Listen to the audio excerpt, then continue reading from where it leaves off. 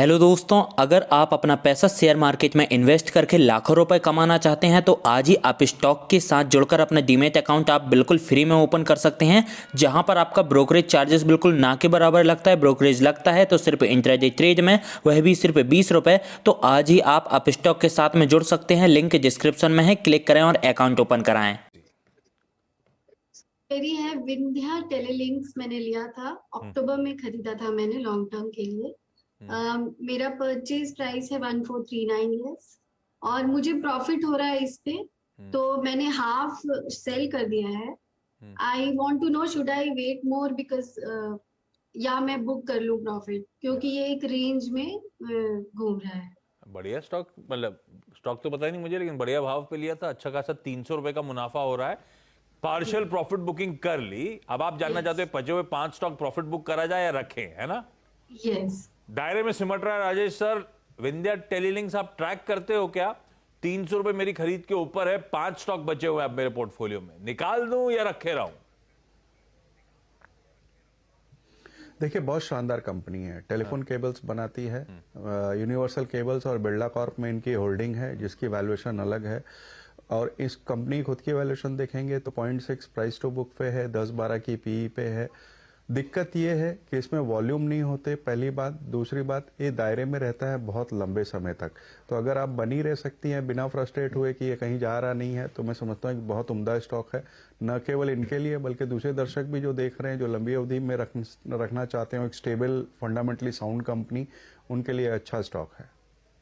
और इशारा कर दिया था श्वेता मैम जब गर्दन लानी थी कि रख सकते हैं, रखने में कोई इशू नहीं है। आपने कहा हम रख लेंगे।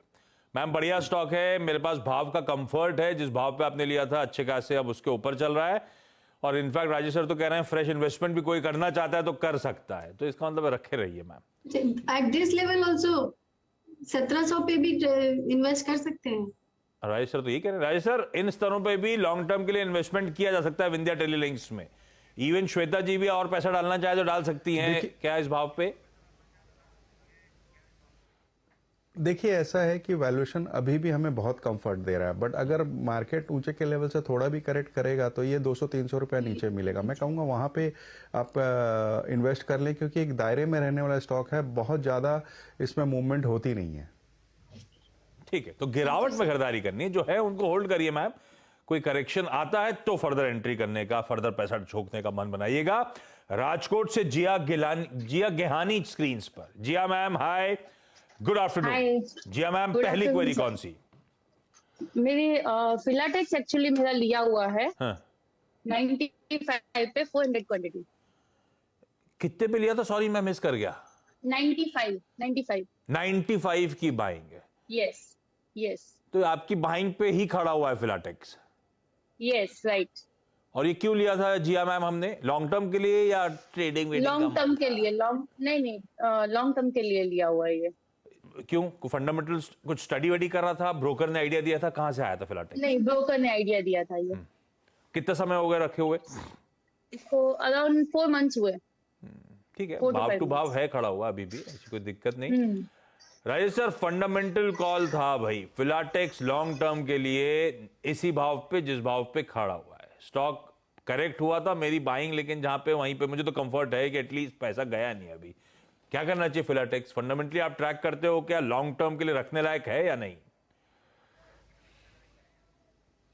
देखिए, पॉलिस्टर फिलामेंट यार्न बनाती है। क्रूड की दिक्कतों के कारण से, चाइनीज डंपिंग के कारण से पिछले 2 तिमाही से नतीजे दबाव में आ रहे हैं। बल्कि इस तिमाही में तो अगर आप देखेंगे तो 66-67% के आसपास बॉटम लाइन में ड्रॉप आया था।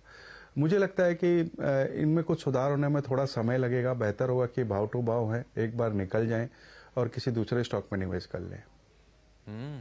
तो यहां से एग्जिट। तो अगर इसी स्पेस पे रहना है राजेश सर, या टेक्सटाइल स्पेस में रहना है, तो कौन सी कंपनी? देखिए, टेक्सटाइल में अगर रहना हो तो मैं समझता हूं कि एक तो वर्धमान टेक्सटाइल या वेल्सपन इंडिया, ये 2 में ध्यान दिया जा सकता है, जिसमें हमारा अनुमान है कि अगर कोई 2-3 क्वार्टर तक बने रहता है तो मौजूदा स्तर से बहुत अच्छे मुनाफे कमाए जा सकते हैं। जी मैम, यहां से एग्जिट करना ज्यादा बेहतर होगा। अगर ऐसे ही कोई एक्सपोजर चाहिए पोर्टफोलियो में तो वर्धमान टेक्सटाइल या वेल्सपन ज्यादा प्रिफर्ड पिक्स है ओम कैपिटल के। जी मैम, अगली क्वेरी कौन सी है? जी सुस्लोन है। 10.88 पे बाय किया हुआ है, 20,000 क्वांटिटी। सुजलॉन खरीदा हुआ है। यस 20,000 स्टॉक्स क्यों लिया? ये भी ब्रोकर का आइडिया? यस। ब्रोकर बड़ा एग्रेसिव, इसके अलावा कुछ और नहीं? सब बड़ा एग्रेसिव स्टॉक पिकिंग है एकदम। फंडामेंटली कुछ बड़े स्टॉक्स में भी है कुछ कि सब यही वाले हैं? नहीं है, बड़े स्टॉक्स भी है। ठीक है, तो ये हो सकता है ब्रोकर, अब मैं बाकी पोर्टफोलियो नहीं जानता, हो सकता है थोड़ा सा risky part of the portfolio में रखे हों। राजेश सर, सुजलॉन, हम सब रिटेल के भी कई सवाल लेते हैं, कहा जाता है भाई बहुत तेजी आ जाएगी, ये चल सकता है, चलेगा, रह के खबरें भी आती रहती हैं, ऐसा कुछ चला नहीं। फिर खबर आ रही थी ये खरीद लेगा, वो खरीद लेगा सुजलॉन को। इन सब खबरों के बीच में जिया मैम इन्वेस्टेड हैं, भाव टू भाव भी पकड़ लेता हूं, इनके 11 रुपए के आसपास ही खरीद है, 70-80 पैसे नीचे है। सुजलॉन के बारे नारे होंगे क्या? देखिए, जो खबरें हैं ना, ये ले लेगा वो ले लेगा, ये आज से नहीं है। ये अगर मैं ठीक याद आ रहा है तो करीब करीब 10-15 सालों से ये चल रहा है। और ये खबरें जब आती हैं तो मुझे बहुत डर लगने लगता है कि अब बाजार बैठने वाला है, क्योंकि इस तरीके की खबरें बहुत खतरनाक होती हैं। तो मैं इनसे यही कहूँगा कि ऐसे खबरों में, ऐसे बिना फंडामेंटल वाले स्टॉक्स में ना रहें तो बेहतर होगा। वैसे सुजलॉन पिछले दिनों से थोड़े से बेहतर नतीजे दिखा रहा है, अदानी ग्रीन के साथ कुछ करार भी हुए हैं, डेट भी कम हुआ है, लेकिन फिर भी मैं नहीं समझता कि लंबी अवधि के लिए रखने लायक स्टॉक है। बेहतर होगा कि इसे मोमेंटम प्ले की तरह रखा जाए। हालांकि मैं टेक्निकल की बात नहीं करता हूं, लेकिन फिर भी इस केस में मैं कहना चाहूँगा कि आप 8.5-9 रुपए का स्टॉप लॉस लगाएं और 13-14 रुपए का टारगेट रखें। तो इस रेंज को आप मान के चलें तो बेहतर होगा। अच्छा, ये सारा सिर्फ पोर्टफोलियो ब्रोकर मैनेज कर रहा है, आइडियाज दे रहा है, या आप अपना खुद भी कुछ कर रहे हो? जी हाँ मैम। नहीं, अपना खुद भी कर रहे हैं। तब ठीक है। नहीं, मैं अगर सिर्फ ब्रोकर ही ड्राइव कर रहा था तो फिर किसी एसेट मैनेजर को भी दिया जा सकता था वो पैसा, म्यूचुअल फंड के थ्रू भी इन्वेस्ट हो सकता था, ऐसा कुछ नहीं ना? ठीक है। नहीं, ब्रोकर नहीं कर रहा है, साथ में हम भी करते हैं डेली। हाँ राजेश सर, आपने ना सुजलॉन के 13-14 रुपए के टारगेट दे दिए, तो हम घर पे बैठे आधे रिटेल करें, 40% चलेगा तो हम खरीद लें क्या? ऐसा नहीं मानू ना? मैं फंडामेंटली इसको बिल्कुल भी वॉच नहीं कर रहा हूँ। हाँ। अब चूंकि इन्होंने ले लिया है, इसलिए मैंने कहा कि 8.5-9 का स्टॉप लॉस रखे। आपको भी पता है मैं तकनीकी सलाह देने से कतराता हूँ, मैं देता नहीं हूँ। ठीक है, तो बस इनके लिए ही वो स्पेसिफिक आंसर है। प्लीज बाकी लोग जो सुन रहे हो ज्यादा कैरिड अवे ना हो कि 30-40% ऊपर, ऐसा कुछ नहीं। स्टॉप लॉसेस के साथ फिलहाल के लिए होल्ड करने की बात करी है, और ये सिर्फ जिया मैम के लिए कॉल है। कविता जी, अगली क्वेरी कौन सी गोदरेज प्रॉपर्टीज के बाद? भी मुझे पूछना है कि यस बैंक का क्या होने वाला है। आई हैव टेकन, मैंने दिया है 20.80 पे और 5,000 शेयर्स है मेरे पास, और अभी तो रेट 22.70 चल रहा है, तो क्या प्रॉफिट बुक करें या फिर? ये अभी जब तेजी आ रही थी, खूब तेजी हो रही थी, उसमें आपने एंट्री कर ली? जी हाँ।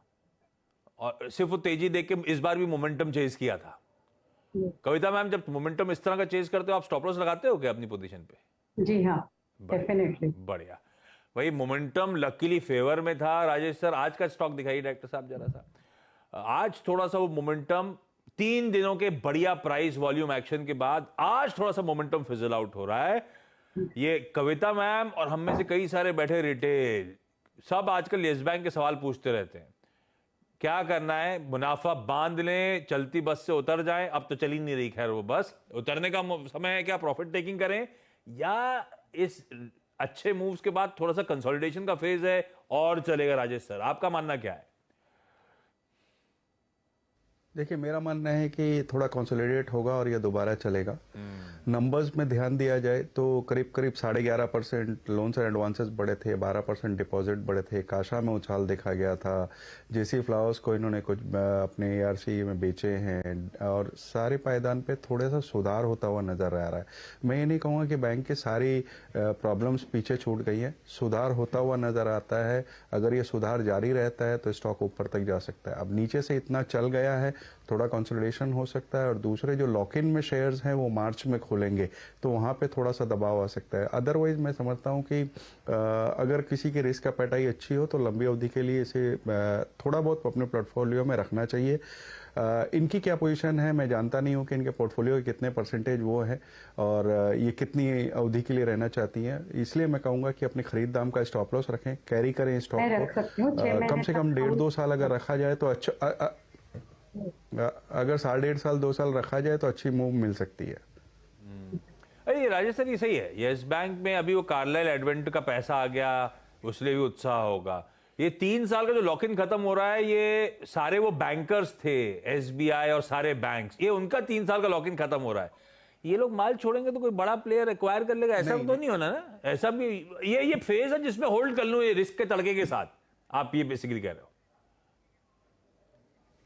यस बेसिकली यही कह रहा हूं। और जो लॉक इन खुल रहा है वो सिर्फ बड़े जो निवेशक हैं उनका नहीं खुल रहा है, खुदरा निवेशकों का भी एक पार्ट लॉक इन में रहा है।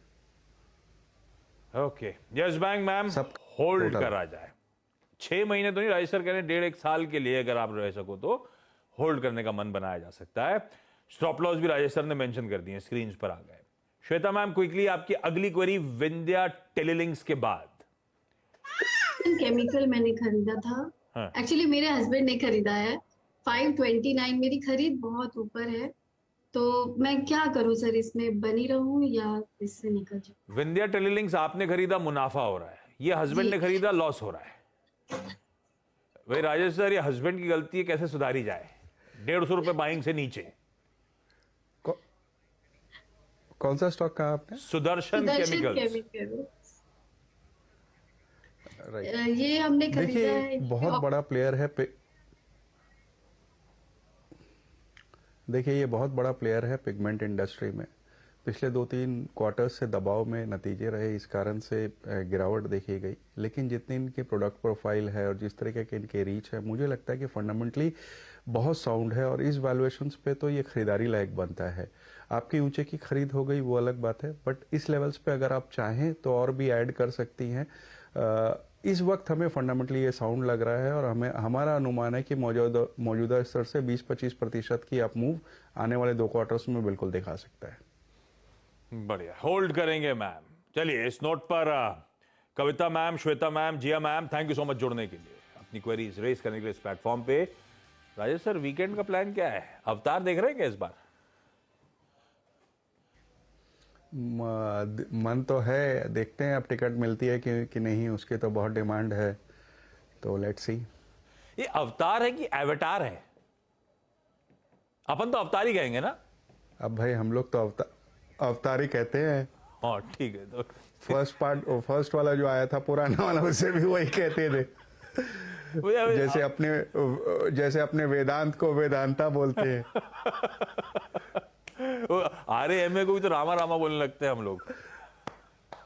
हाँ रामा बोलते हैं। अगर टिकट मिला तो राजेश सर देखेंगे और उसके बाद